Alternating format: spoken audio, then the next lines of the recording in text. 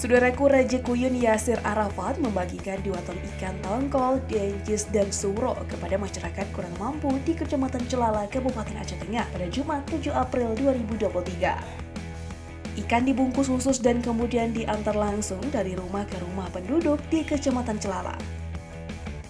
Kerja mulia dalam rangka membantu masyarakat kurang mampu itu dilakukan Yasir Arafat sebagai salah satu bentuk rasa syukur atas rezeki yang ia terima selama ini.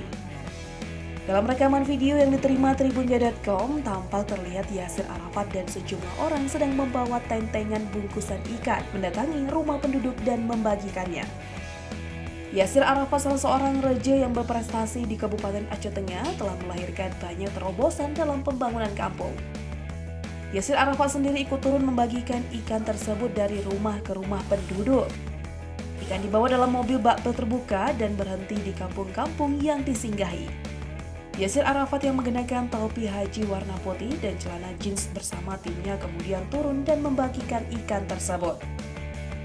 Masyarakat yang menerima pemberian ikan menyampaikan terima kasih dan sama sekali tidak menyangka akan mendapat bantuan ikan tersebut.